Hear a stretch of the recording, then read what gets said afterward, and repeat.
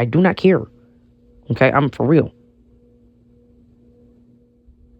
Leave me alone.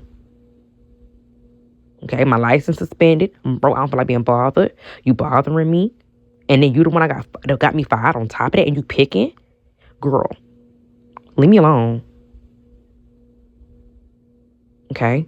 I'm on the edge of my seat. I'm already irritated. I done been fucked with too much. I got PTSD.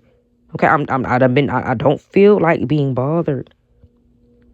Well, if I leave, I'm taking my baby with me and she won't see me no motherfucking more. And if I leave on bad terms, then I will double down and not fuck with her no more. Do you understand how that goes? She my mama. Okay? I didn't ask to be here. 1. And 2, she only had 1 motherfucking kid. She ain't had 2, 3, 4, 5, or 6. I will not deal with her. You saying do it, that's nothing for me. The fuck? Don't give a fuck. Don't care. Do not.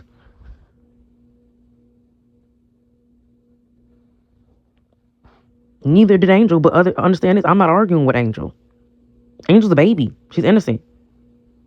Angel was up there minding her business when she went up and got Angel and threw her on me. Was she not? Y'all didn't hear Angel cry or nothing because she didn't cry. She was literally watching her show. I'm still here because my license is suspended. You want me to get in the car and drive and go to jail? My license is suspended and that car is on my mom's insurance.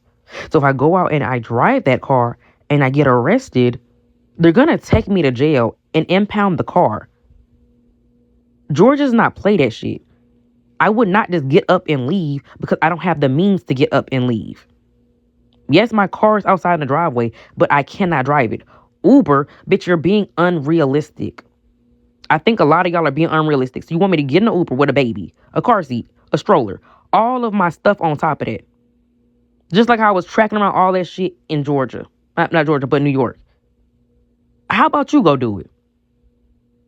How about you pack up all your shit, a baby, a dog, or whatever the fuck else you got, and go figure out where the fuck you finna go at 10:45 in the morning? The fuck? Bitch, I think y'all just want to see me struggle with a whole bunch of shit like y'all just see me struggle with a whole bunch of shit in New York. Probably will make you feel good about yourself or something. You're right, I'm not a mom. Even though I carried a baby for 9 months, pushed her out and take care of her every day, I'm not a mom. Not a mom. You're right. I don't give a fuck what you say.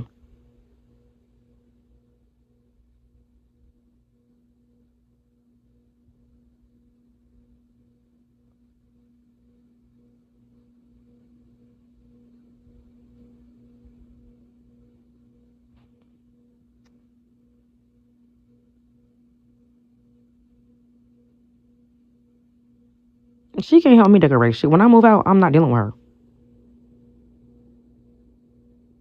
The fuck? Why would I need somebody to come decorate my apartment that told me I wasn't gonna be shit? Girl, boo.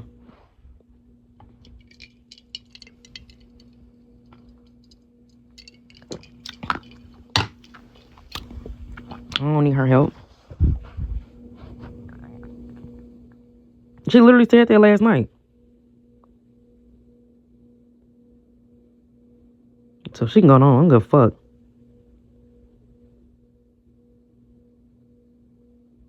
She don't gotta say shit else to me. Keep that same fucking energy, weird bitch.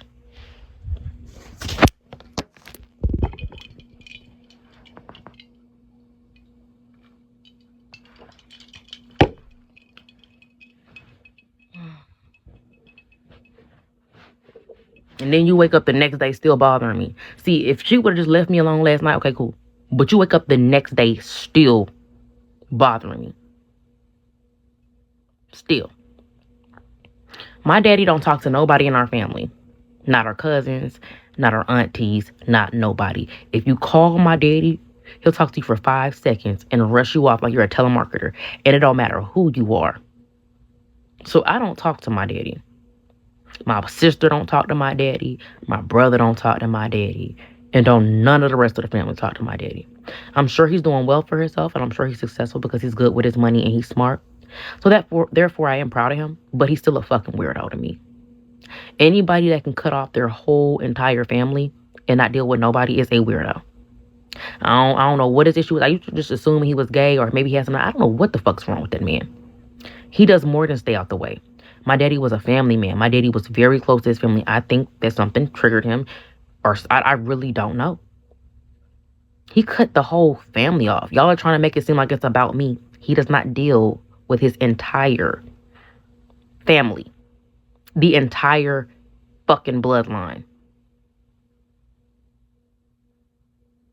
down to his kids, down to the cousins, to his siblings, to his aunties. He does not talk to anyone. Anyone. At all.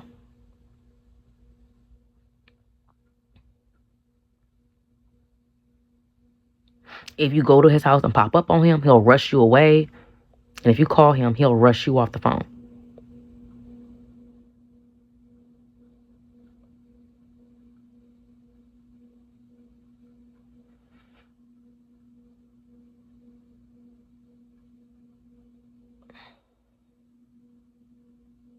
To be honest, before my daddy decided to take his break from people, my daddy was a menace. The way he's acting towards people, you would think that he was the person that wasn't the menace. My daddy was an asshole. Like, really bad. Like, really bad. And I used to really fuck with my daddy, care about my daddy. I would drop anything for my daddy. And then I started realizing he didn't have that same energy for me. He didn't drop things for me. He wouldn't change his plans for me. But he would want me to have that energy for him. He disrespected me. He put his hands on me. It was a lot my senior year. He traumatized me my senior year of high school. And more after high school. So, I love my dad. But by the time I started really hating him and cussing him out, I really been through a lot. I don't hate him because, time heal all or whatever. But that was the first man that ever really broke my heart, like, as a child, like, growing up. And I don't know. Maybe it's a good thing he stayed to himself, because when he was around, it was a lot to deal with.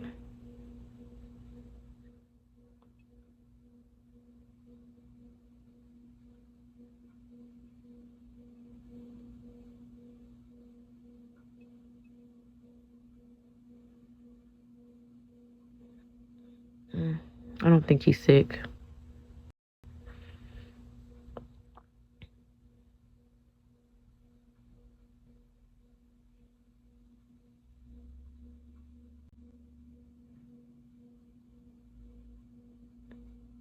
He don't call about none of his grandkids. He don't care about none of his grandkids. If I just told you he don't talk to none of his family, and he don't talk to me, and he don't talk to none of his kids, we're in that gay that he calls and checks on the grandkids. If he don't talk to none of his kids, then that should tell you he don't call and check on none of his grandkids. I don't believe he cares. I don't think y'all understand how carnal some men can be. Animalistic some men can be. These are the same niggas that tell you that they're born to be poly. If a bitch pressed them too hard about a kid, that is gonna make another one. That's the type of niggers y'all are dealing with, okay?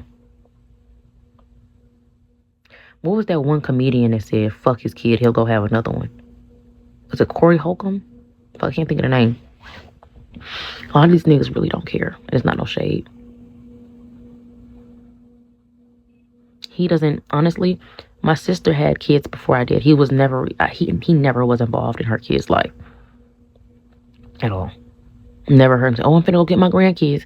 He was more concerned about his ex-girlfriend's kid, when she finally had one, than his own daughter's kid. He was more concerned about his ex-girlfriend's kids than his own kids. It wasn't Gary Owen. It was a black comedian. I think it was Corey Holcomb. I think that's his name. Might not be him, but it's a black comedian.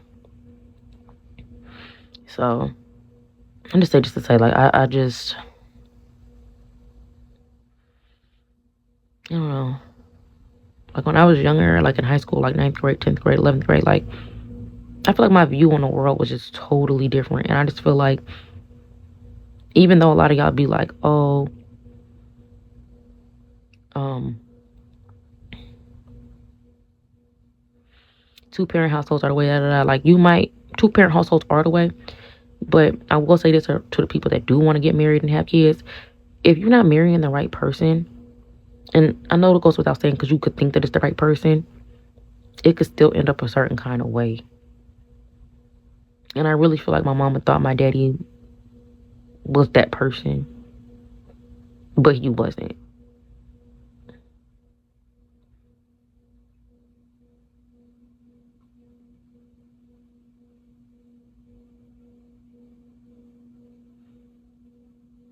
I do believe that two-sister households are better. But for instance, my parents were married for like I think 14 to 15 years before they even had me. They got a divorce like 5 years after they had me. So they were married longer than I was born. What you were trying to say? And it's like soon as she had me, he flipped the script on her ass. As soon as she had me, it's like the switch. Like he flipped the switch like this on her ass. Mask off. That's why when people tell you to choose better, understand you have to choose as best as you can, but you could still end up with some bullshit. Now there are benefits